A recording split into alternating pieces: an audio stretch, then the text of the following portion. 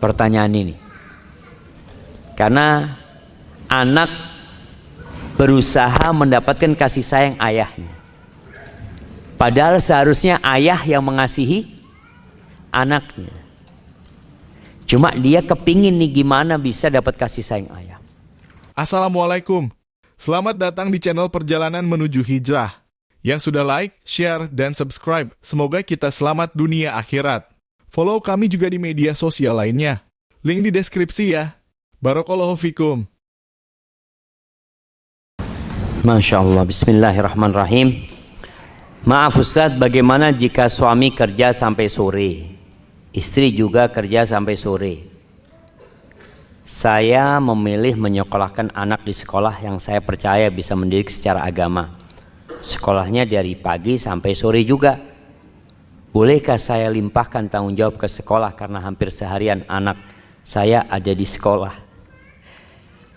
Tadi Ana udah sampaikan, sekolah itu hanya membantu. Tugas utama yang bakal ditanya sama Allah nanti pada hari kiamat siapa? Bapak sama ibunya. Maka jangan melimpahkan semuanya. Alhamdulillah ada yang mau membantu dari pagi sampai sore. Sisanya ini tolong dimanfaatkan untuk mendidik anak kita. Apa yang didapat di sekolah dari pagi sampai sore dikoreksi, dicek. Alhamdulillah ada buku penghubung antara sekolah sama orang tua sehingga bisa mengikutin. Kemudian juga ada hari libur. Masya Allah jemaah. Ada sekolah-sekolah ya mudah-mudahan Nazira ini juga sudah seperti itu. Jadi tugas anak di rumah itu ternyata bukan hanya tugas menghafal, menjawab pertanyaan, ada tugas etika. Ada tugas anak itu di rumah, Masya Allah, cuci piring sendiri. Tugas sekolah. Ada nggak tugas itu? Nazira? Ada. Tugas cuci piring, bikin kopi, bikin teh, mijetin ibunya, ada? Ada enggak? Ada apa enggak? Ada. Suruh mijetin bapaknya. Bapak-bapak pernah dipijet sama anaknya pulang dari sekolah? Belum, kata bapak-bapaknya. Iya, kembali tetap tadi ada tugas-tugas dari sekolah jemaah. Kenapa? Karena anak ini kan merasa dititipkan ke sekolahan. Kadang-kala dia lebih taat dengan perintah sekolahan daripada perintah orang tuanya. Maka orang tua minta bantuan sekolahan. Tolong Pak Ustadz, guru, anak saya dikasih tugas untuk ngepel di rumah. Untuk nyapu, untuk apa. Ketika hari libur, dia full aktivitas. Maka sekali lagi buat orang tua, tanggung jawab tetap tanggung jawab orang tua. Sekolah hanya membantu saja. Walaupun di pesantren, pesantren itu 24 jam bukan pagi sampai sore. Jadi orang tua jangan berpikir anak-anak sekolah pesantren keluar, pikirnya keluar dari perusahaan dari pabrik sesuai dengan diinginkan. Orang tua harus ada perannya di sana. Hadza wallahu a'lam bishawab. Dan untuk yang bekerja suami istri, cobalah dipikirkan kembali. Kalau anak-anak sudah sekolah mungkin ada tempat penitipan anak. Tapi kalau anak itu masih kecil, di masa umur 1 tahun sampai 6 tahun, itu masa-masa dia menyerap ilmu dan adab yang banyak. Kadangkala anak itu dirawat oleh pembantu di rumah. Orang tuanya cari duit. Pembantu ngerawat anak kita juga cari duit. Jadi apakah pembantu akan merawat dengan cinta dan kasih sayang?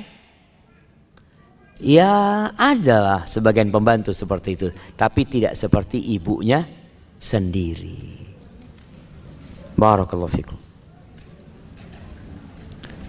Afwan Ustaz, saya mau bertanya apa yang harus dilakukan orang tua yang telah menyesal karena bersikap keras terhadap anaknya. Dan sekarang anaknya tidak peduli terhadap nasihat orang tuanya. Bagaimana cara memperbaiki keadaan ini? Jamaah rahimakumullah, selalu ada jalan keluar. Jalan keluar yang pertama adalah memohon kepada Allah Subhanahu wa taala agar mengampuni dosa-dosa kita. kalau memang kita telah melakukan kesalahan dalam mendidik anak-anak kita. Itu yang pertama. Yang kedua, memperbaiki hubungan sama anak. Bukan dengan membelikan yang dia inginkan, tidak. Tadi kita bicara tentang komunikasi yang baik, interaksi yang baik, dialog sama anak kita. Ajak anaknya makan berdua ke warung umpamanya. Makan berdua ke warung. Sambil ngobrol sama anaknya. Nggak usah ngomong masalah yang lain-lain. Cuma ya berbagi cinta dan kasih sayang sama anaknya. Kemudian sampaikan kepada anak, minta maaf. Nggak masalah orang tua minta maaf sama anaknya. Sampaikan kepada anak, nah ayah akan lebih baik lagi dalam mendidikmu umpamanya. Kemudian lihat, kadangkala anak kita ini terpengaruh sama teman-temannya. Orang tua pun harus peduli. Tadi yang Anda sampaikan, kita perlu mendengar dari anak kita, tanyakan dengan siapa dia berteman. Sekali-kali bikin acara di rumah, undang teman-teman dia. Supaya kelihatan gimana sih model sohib-sohibnya. Apalagi anak-anak yang sudah mulai remaja ya. Supaya kita tahu, oh fulan ini yang mempengaruhi anak-anak. Kelihatan nantinya di rumah itu coba. Itu mungkin yang bisa dilakukan orang tua sambil terus tadi berdoa memohon ampun kepada Allah Subhanahu wa taala. Barakallahu fikum. Kemudian mungkin tambahan hadiah jamaah. Rasul sallallahu alaihi wasallam mengatakan tahadu tahabu. Kalian saling berbagi hadiah karena hadiah akan menumbuhkan cinta dan kasih sayang. Ini orang tua kalau datang beli hadiah buat anaknya ya, Masya Allah, Masya Allah. Apa aja, kalau pulang dari luar rumah bawa hadiah. Walaupun hadiah itu mungkin sesuatu yang remeh. Anak kita ya sedang SD, mungkin kita beli hadiah kan pena buat dia, orotan buat dia, penghapus buat dia. Tuh orang tua bawa, bahagianya dia dikasih sama orang tuanya. Tapi yang sudah remaja mungkin hadiahnya lain lah, yang sesuai dengan umur mereka. Assalamualaikum Ustaz. Waalaikumsalam. Saya mau tanya, bagaimana mendapatkan kasih sayang ayah yang sudah menikah lagi? Ini yang tanya anaknya kayaknya sama. Bapaknya kawin lagi. Nah, ini rada-rada berat pertanyaan ini. Karena anak berusaha mendapatkan kasih sayang ayahnya. Padahal seharusnya ayah yang mengasihi anaknya. Cuma dia kepingin nih gimana bisa dapat kasih sayang ayah. Yang pertama buat anak ini, lihat kesukaan ayahnya. Cintai apa yang dicintai ayahnya. Kadang-kala kalau ayah itu cinta sama istrinya, usahakan anti juga cinta sama istrinya ayah. Karena ada anak yang benci sama istri, bapaknya nggak suka, Ustaz, anak nggak suka Ustaz. Akhirnya istri bapak ini malah mempengaruhi bapak untuk benci kepada anaknya. Maka kalau kita bicara tadi rekayasa, udahlah dibikinlah bagaimana walaupun kau nggak suka sama istrinya ayah, tapi karena ayah suka sama istrinya, aku akan menghormatin istri ayah. Aku akan menghargai istri ayah. Ketika ada ayah dan ketika tidak ada ayah. Bukan sebuah kepalsuan. Tapi memang kita hormatin. Salah satu bentuk kebaktian anak sama orang tuanya adalah berbuat baik kepada orang-orang yang dicintai oleh orang tuanya. Jangan sama istrinya ayah, sama teman-temannya ayah kita disuruh berbuat baik. Sama kerabat-kerabatnya ayah, apalagi ini istri ayah. Kemudian yang terakhir doa lagi. Wallahi jamaah, yang punya langit dan bumi ini siapa? Allah Azza wa Jalla. Hati manusia itu ada di tangan Allah. Kita tinggal minta sama Allah bagaimana membolak-balikkan hati ayah sehingga memberikan kasih sayangnya kembali kepada anak-anaknya. Dan doakan ayahnya supaya terhindar dari dosa. Karena salah satu yang membuat rusak rumah tangga itu dosa. Semoga Allah menyelamatkan kita dari dosa-dosa. Barakallahu fikum. Saya ingin bertanya, bagaimana cara menghindari K-pop. K-pop. Apa ini jemaah? Karena sekarang ini dunia K-pop mulai meluas, Ustaz. Waalaikumsalam. Nah, Korea. Apa namanya, bacaannya apa? K-pop. K-pop. Allahu Akbar jemaah. Iya. Kenapa sih artis-artis Korea itu menarik jemaah? Ini cerita teman. Ternyata di Korea itu memang menggarap dunia apa? Acting mereka. Itu mereka ingin bersaing dengan Hollywood. Makanya mereka bikin artisnya itu dibuat ada pabriknya jemaah. Iya. Artisnya itu operasi plastik ini itu macam-macam. Sampai jadi seperti yang lihat sekarang. Sehingga banyak artis-artis Korea itu yang hidup menderita. Karena dia harus tampil sempurna. Maka kalau kita dengar terakhir berapa bulan yang lalu. Yang bunuh diri lagi. Bunuh diri, terus bunuh diri mereka. Cuma yang kita lihat itu acting yang jadi masalah. Subhanallah, ada bukan teman, sepupu dia ngasih tau anak. Dia ngatakan, Kak lihat ini Kak. Kata dia, film-film barat itu sekarang, kalau dulu mereka masih capek bikin film. Sekarang itu sudah pakai green screen. Jadi bohong semuanya, lebih bohong lagi jamaah. Dulu masih ada stuntman-nya yang ini, sekarang Masya Allah. Sekarang kalau bicara bagaimana kita meninggalkan K-pop ini, ya udah kita buka kepada anak-anak kita, mereka itu siapa sebenarnya. Kebohongan itu membuat anak kita jadi puas, aku nggak boleh menonton itu lagi. Pengaruhnya kepada anak-anak kita. Oleh karena sampai sekarang nggak tahu, cuma memang dengar yang namanya drama Korea ini jamaah sudah mewabah. Sampai kayaknya siswi-siswi ada yang nonton.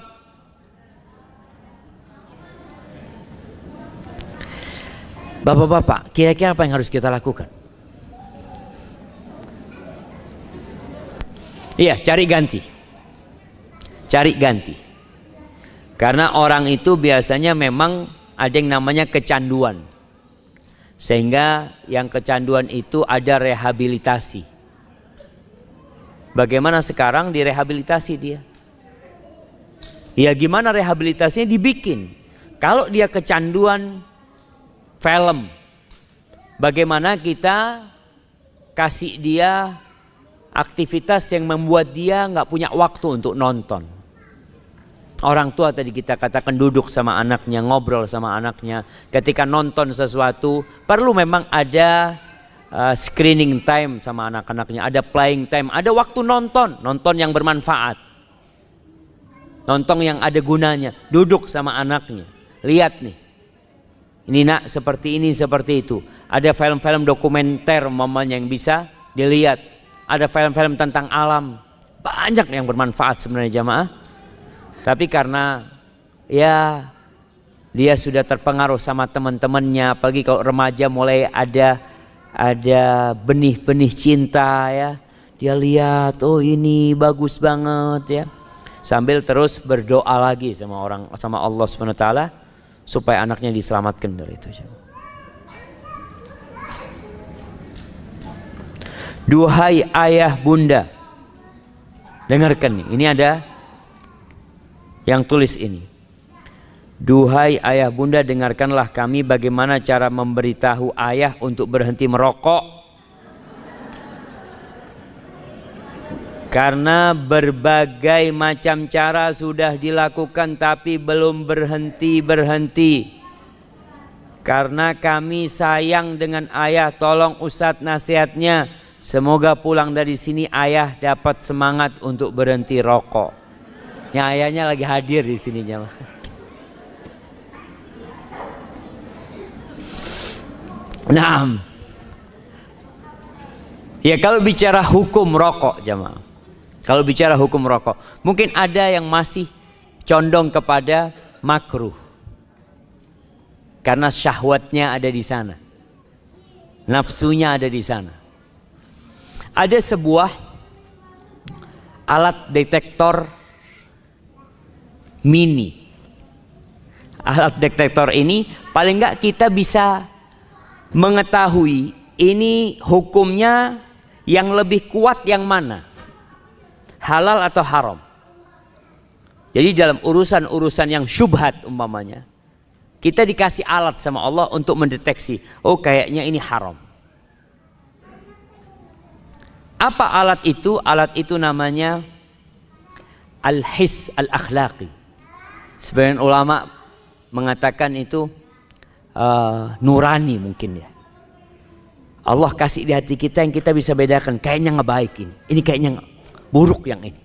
Dia bisa tahu. Allah mengatakan balil insanu ala nafsihi basirah walau alqa ma'adzirah. Orang tuh tahu, jiwa dia itu tahu walaupun dia punya alasan 1, 2, 3, 4, tapi hati nurani dia nggak bisa dibohongin.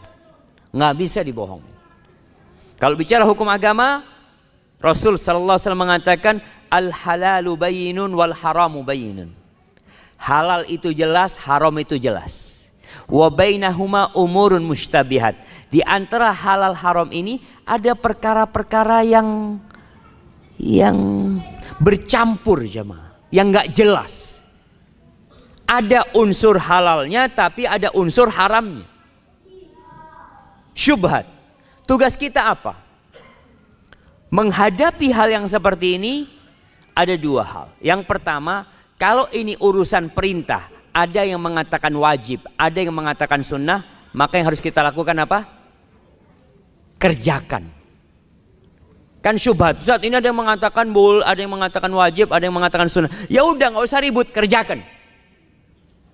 Kan sama-sama perintah, cuma yang dibicarakan adalah kualitas perintahnya sampai tingkat wajib atau sunnah. Tugas kita dalam urusan ini jangan berdebat, tapi melaksanakan perintah. Selesai, sudah selamat kita. Tapi kalau syubhatnya ini berupa ini Ustaz, ada yang mengatakan haram, ada yang mengatakan halal. Apa yang kita lakukan?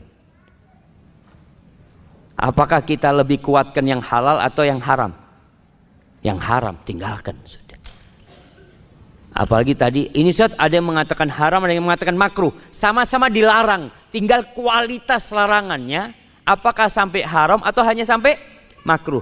Ketika itu apa yang kita lakukan? Tinggalkan. Karena kalau sudah bicara bercampur antara haram sama makruh, sama-sama larangan untuk menyelamatkan diri kita, kita meninggalkannya. Baik, itu yang pertama. Yang kedua, detektor yang kedua jemaah. Surga itu dikelilingi dengan pagar yang dibenci oleh jiwa kita. Sedangkan neraka itu dikelilingi oleh pagar yang disukai oleh syahwat dan nafsu kita. Antum tinggal lihat nih, nafsu antum lebih condong melakukan atau meninggalkan. Kalau aduh Ustaz, ana lebih suka ngerokok sih Ustaz ya. Ya kayaknya takut ke neraka nantinya. Kalau syahwatnya ke sana.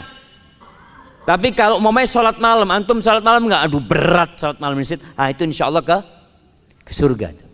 Jadi yang berat oleh jiwa kita, insya Allah ke surga. Yang disukai oleh nafsu kita, antarkan ke neraka.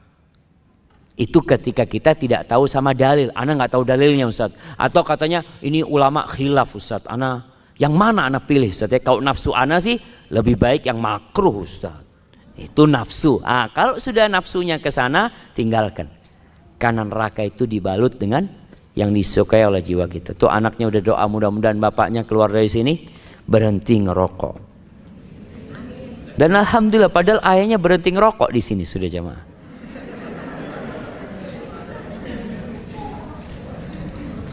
Saya mau tanya, bagaimana cara mendidik anak yang benar sedangkan suami saya kurang taat beragama? Ini curhat seorang ibu. Yang pertama, ana selalu nasihatkan buat perempuan-perempuan yang seperti ini, ana nasihatkan untuk istighfar. Karena mungkin anti salah pilih suami. Iya. Padahal di dalam agama kita sudah jelas kriteria suami itu yang agamanya baik, akhlaknya mulia. Sekarang anti kok bisa dapat suami kayak gini? Berarti kan salah pilih. Kemudian yang kedua, setelah istighfar mohon ampun sama Allah SWT, doakan suaminya. Sudah, perbaiki suami dengan doakan suami. Yang ketiga, jangan bersandar sama suaminya. Sudah. Ada wanita yang selalu mengeluh sama suaminya. Ayolah bang, bantu didik anak bang. Ayo. Akhirnya anak nggak bener, suami istri berantem terus. Ketika tahu suaminya berat untuk diajak kompromi, ya sudah. Minta tolong sama Allah, aku akan didik anakku sendiri.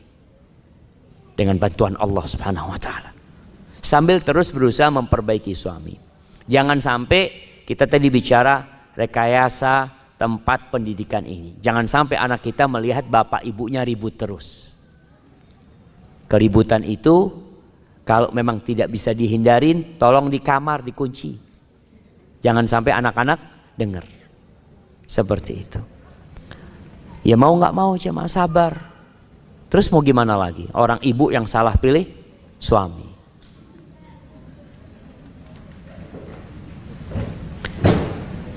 Assalamualaikum. Waalaikumsalam. Bagaimana hukumnya ibu yang meninggalkan anak bekerja di luar kota untuk mencari nafkah? Karena beliau seorang janda sehingga tidak dapat menjaga anak-anaknya. Anak-anaknya dititipkan ke ibunya yang seorang janda juga. Terima kasih Ustaz. Ahibati fillah, ada sebuah fenomena yang memprihatinkan di negeri kita. Apa? Fenomena ketika terjadi perceraian dan anak itu ikut sang ibu, bapak itu nggak tanggung jawab. Bapak itu tidak tanggung jawab. Padahal tanggung jawab mendidik anak dan memberikan nafkah kepada anak itu adalah tanggung jawab bapaknya. Anak itu tidak kenal namanya mantan bapak. Nggak ada. Mantan istri iya. Jadi seorang bapak ketika menceraikan istrinya, anak-anak itu 100% tanggung jawab bapaknya. Memberikan nafkah, mendidik anaknya walaupun anak itu ikut ibunya. Sehingga bapak ini harus terus berhubungan sama anaknya. Ketika istrinya yang mendidik, kasih biaya pendidikan buat istri itu. Bukan malah si istri ini ceritanya, istri malah kerja keluar cari nafkah buat anaknya, si suami nggak mau tahu. Ya alhamdulillah sang wanita ini tanggung jawab terhadap anaknya. Tapi tolong difahami bahwa sang bapak nanti akan diberdirikan di hadapan Allah Subhanahu wa taala tentang anak-anak dia. Kenapa dia tidak didik dengan benar? Ingat, walaupun sang anak ikut ibunya, tanggung jawab tentang tanggung jawab siapa? Akan kebencian kepada anaknya terhadap bapaknya. Kalau dia masih punya bapak, janda bukan meninggal, janda cerai, kasih tahu dia, bapakmu ada nak. Fulan di tempat ini, dan minta kepada suaminya untuk memperhatikan anaknya. Dan kalau kondisi tadi ya sudah berusaha minta tolong sama ibunya, kalau memang di kampung nggak bisa memberikan nafkah, dia kerja mungkin keluar kota, tapi kalau bisa tetap bersama anaknya. Jangan sampai untuk mencari nafkah akhirnya merepotkan ibunya. Ini kan sang anak menitipkan anaknya kepada ibunya. Jadi anak dirawat sama nenek. Padahal bentuk kebaktian anak sama ibunya itu tidak merepotkan ibu. Lebih repot mana? Namun tanya sama ibu-ibu. Lebih susah mana mendidik anak sama bekerja di kantoran? Anda mau tanya. Lebih susah mana? Mendidik anak, ngurusin anak sama kerja di kantoran. Kerja di kantor tuh ya Allah cuma duduk tanda tangan ini itu, tapi didik anak jamaah bukan hanya dengan pikiran, dengan hati, dengan kasih sayang. Maka tolong orang tua memperhatikan anaknya. Saya mau bertanya Ustaz, bagaimana cara mendidik anak di zaman kemajuan teknologi saat ini? Bagaimana kita bersikap adil pada anak-anak karena sifat anak-anak yang berbeda? Bagaimana agar kita tidak selalu menyalahkan anak pertama sebagai tempat pelampiasan amarah saat anak-anak bertengkar dengan saudaranya? Barakallahu fikum. Taib jamaah, kalau bicara zaman kemajuan teknologi ini, ya kita melihat dulu ketika belum ada TV, Masya Allah, orang tidak terlalu khawatir. Ada TV ribut, bagaimana didik anak ini? Sampai akhirnya ada kesepakatan di satu perumahan itu, mereka punya kesepakatan kalau dari jam 6 sampai jam 8 malam nggak ada TV yang hidup. Jadi itu anak mau bermain ke rumah sohibnya yang mana tetap nggak ada TV. Jadi akhirnya dia balik lagi ke rumahnya sendiri karena dia mau nonton TV. Ini sebagai bentuk bagaimana menjaga anak-anak kita supaya tidak terpengaruh dengan teknologi yang ada. Artinya teknologi nggak bisa ditinggalkan, tapi bagaimana kita memanfaatkannya dengan baik. Bicara handphone, ya seringkali Anda sampaikan bahwa yang namanya Bill Gates sama satu lagi yang punya startup itu siapa? Dia itu tidak memberikan handphone kepada anaknya, smartphone. Kalau Bill Gates kalau nggak salah umur 14 tahun. Anaknya umur 14 tahun baru dikasih gadget. Itu Bill Gates, orang kaya di dunia. Kita baru gaji 10 juta, anaknya semua pegang handphone. Kasih semuanya. Yang punya startup kalau nggak salah anaknya umur 10 atau 12 tahun baru dikasih handphone. Dikasih handphone. Karena mereka tahu belum waktunya dia pegang handphone. Waktunya apa? Waktunya bermain, waktunya beraktivitas. Nanti ketika waktunya dikasih gadget tuh anak. Tapi memang kembali orang tua itu nggak mau capek sekarang. Jadi yang terpengaruh teknologi itu orang tua apa anaknya? Emaknya sebenarnya. Jadi yang dibicarakan itu bukan bagaimana mendidik anak di era teknologi, tapi bagaimana menciptakan ibu yang benar di era teknologi ini. Emaknya yang perlu diperbaikin. Emak itu kalau sudah ada sohib-sohibnya, anaknya ganggu, nangis, macam-macam, langsung dilemparin handphone. Tafadhol, seret. Sudah. Nggak ganggu tuh anaknya, bener nggak ganggu coba. Jadi yang perlu diperbaikin bukan anaknya siapa? Emaknya diperbaiki sama bapaknya. Insya Allah kalau emak dan bapaknya benar dalam penggunaan teknologi, anaknya insya Allah juga akan benar. Tapi kalau orang tuanya nggak benar, banyak waktu dihabiskan, ya mau nggak mau akan berpengaruh kepada anaknya. Anak dikasih gadget, makan masih pegang gadget, tinggal handphonenya. Sampai kadang-kala ada telepon jemaah. Ada telepon, anak lagi makan, ada telepon, anak-anak bapak telepon, matikan handphonenya. Siapapun yang telepon sekarang lagi makan, supaya anak itu kadang-kala bapak ini sambil telepon, sambil makan, ya miring-miring gitu. Anaknya lihat bapaknya kayak gini. Ada kalau ibu nggak sambil miring-miring, dimasukkan ke jilbabnya jemaah. Seret. Nah itu terjadi subhanallah. Maka tolong ada waktu khusus memang.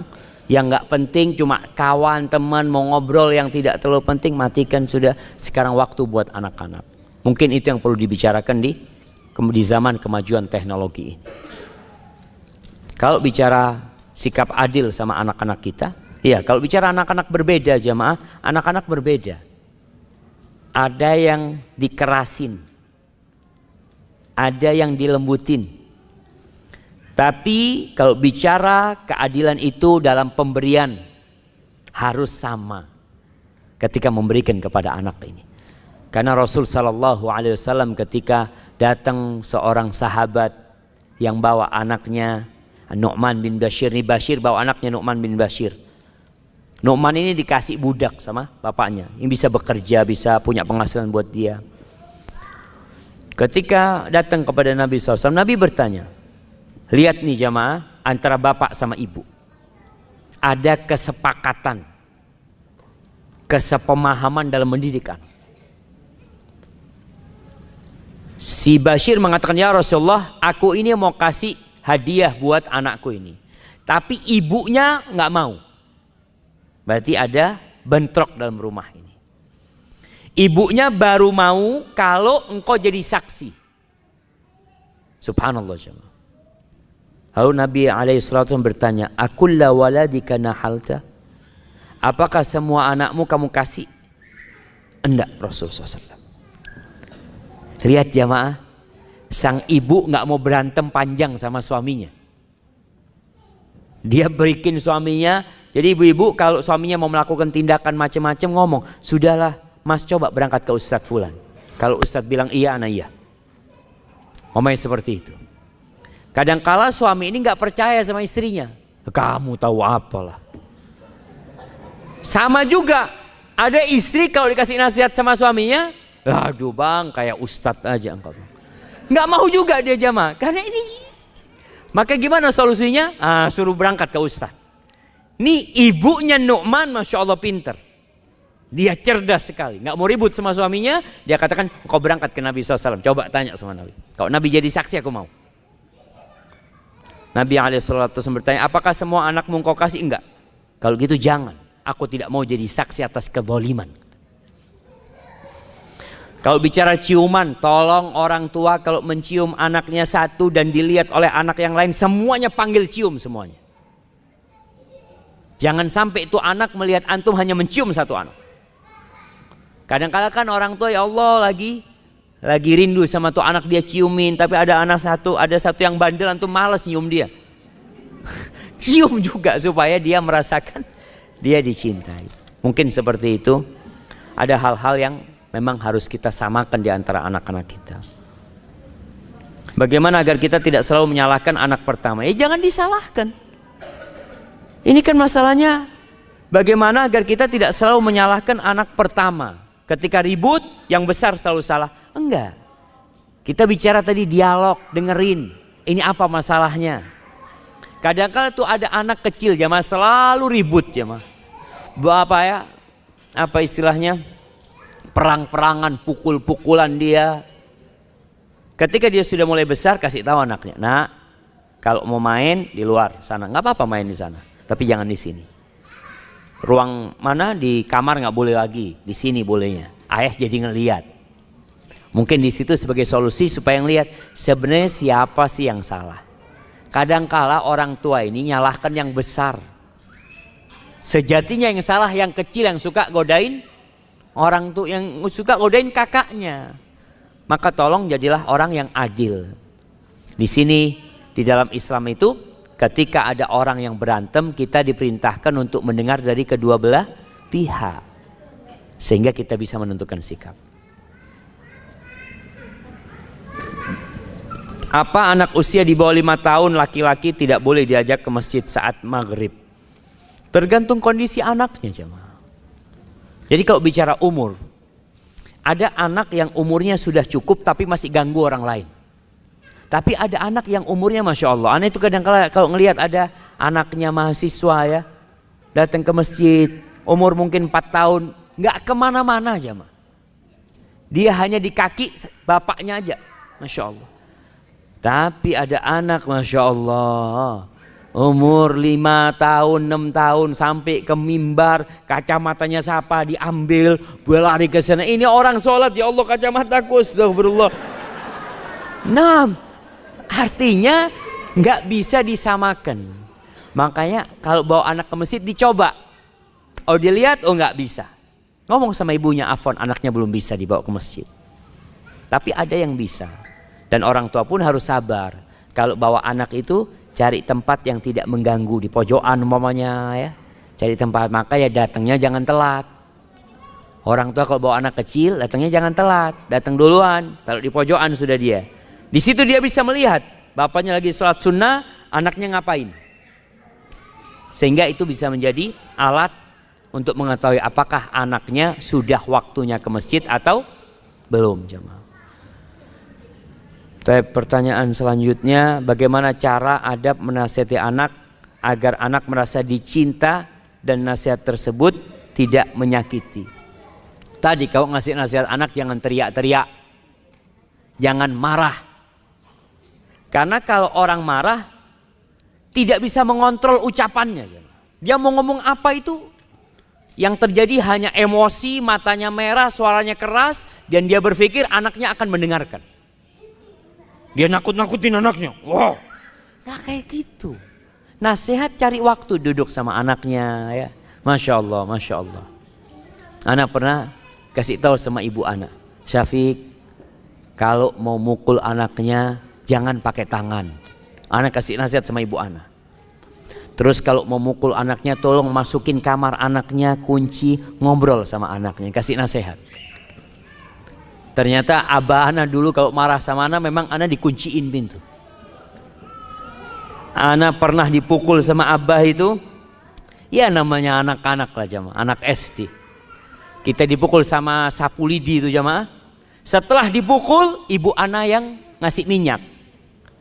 Jadi ya dengerin ayah ya, artinya didukung ayahnya itu. Didukung. Ketika ayah marah jangan mengatakan, iya kamu sabar ya dipukul ayahnya. Jangan bilang sabar, berarti ibunya nggak dukung bapaknya. Bukan sabar, dengerin ayah. Ayah itu cinta sama engkau. Ayah itu ingin engkau itu baik. Maka mudah-mudahan ini jadi pelajaran buat engkau nak. Jadi ketika ngasih nasihat anak, dimasukin ke kamar. Kalau memang harus dipukul, tapi usahakan tidak memukul anaknya. Sampai kapan orang tua menasihatin anaknya? Apakah sampai berkeluarga?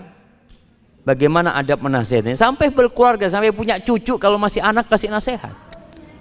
Kita itu melihat orang lain, bukan anak kita. Melihat orang lain, nggak sholat. Kita punya kewajiban untuk beramar ma'ruf nahi mungkar. Gimana anak kita sendiri? Jadi jangan berpikir ketika anak itu memang ketika dia berkeluarga, ya sudah dia akan sibuk dengan keluarganya. Nggak seperti dulu di rumah kita melihat selalu. Tapi kalau kita mendengar anak itu melakukan suatu kemungkaran, maka kita jangan mengatakan udah besar kok Ustaz, bukan tanggung jawab anak. Engkau tetap bapaknya sampai kapanpun. Maka ketika melihat kemungkaran tetap ngasih nasihat sama anaknya. Kalau bicara adab, ya adabnya jangan di depan orang ya. Dipanggil anaknya berduaan tadi, dimulai dengan cinta dan kasih sayang. Pertanyaan terakhir jamaah. Bagaimana apabila orang tua kita tidak peduli dengan anak-anak kandungnya? Karena ibu tirinya mengguna-gunai orang tua hingga tidak peduli pada anaknya. Bagaimana sikap kita sebagai anak? Masya Allah, ini curhatan seorang anak jemaah. Iya, itu terjadi. Ada. Apa tugas anak? Baca Al-Baqarah di rumahnya. Ini dalam rangka kalau memang tahu sang ayah dipengaruhin sama ibu tirinya, baca Al-Baqarah dan berusaha berbuat baik kepada ibu tirinya. Kenapa Anda selalu katakan itu? Manusia ini bahan dasarnya baik dari tanah manusia itu. Mudah dibentuk. Tidak seperti api yang sulit untuk dikontrol. Antum kalau ngelihat kebakaran hutan itu kemana-mana. Tanah ini bisa dikontrol. Mau dibuat apa? Allah Azza wa Jal menyuruh kita menghadapi orang yang jahat sama kita dengan membalas kejahatan dia dengan kebaikan. Allah mengatakan idfa' billati hiya ahsan, balaslah dengan yang lebih baik. Fa idzal ladzi bainaka wa bainahu adawatun ka'annahu waliyyun hamim. Permusuhan yang terjadi antara engkau dengan dia, dengan engkau terus berbuat baik, bisa berubah jadi persahabatan yang indah. Maka ini salah satu cara dengan engkau tadi membaca Al-Baqarah ya, meruqyah ayah, kemudian berusaha berbuat baik sama ibu tiri supaya ibu tiri diibukan sama engkau. Mudah-mudahan ibu jadi berhenti melakukan guna-guna tadi ya, sambil terus berusaha untuk memberikan nasihat dengan cara yang baik sama orang tuanya. Mungkin anak juga perlu kirim surat sama ayahnya. Namun orang kalau diguna-guna memang kayak orang bodoh. Dia tidak bisa menentukan sikap. Kesian. Maka obatnya tadi ruqyah salah satunya. Dan kalau bisa diajak ayahnya untuk baca zikir pagi dan petang. Semoga Allah selamatkan dari bala tersebut. Hadza wallahu a'lam bishawab, itu yang bisa Anda sampaikan. Kurang lebihnya mohon maaf apabila yang Anda sampaikan benar itu dari Allah Azza wa Jal. Kalau ada yang salah dan kurang berkenan itu dari diri Anda pribadi. Allah dan Rasulnya terbebaskan dari kesalahan itu. Subhanakallahumma bihamdika asyhadu an la ilaha illa anta astaghfiruka wa atubu ilaik. Wassalamualaikum warahmatullahi wabarakatuh. Alhamdulillah. Semoga ceramah ini menyejukkan hati dan menguatkan iman kita. Jazakumullahu khairan telah menonton. Yuk, like, share, dan subscribe channel ini agar Allah membalas kebaikanmu. Follow kami juga di media sosial lainnya. Link di deskripsi ya. Sampai jumpa di kajian berikutnya. Wassalamualaikum warahmatullahi wabarakatuh.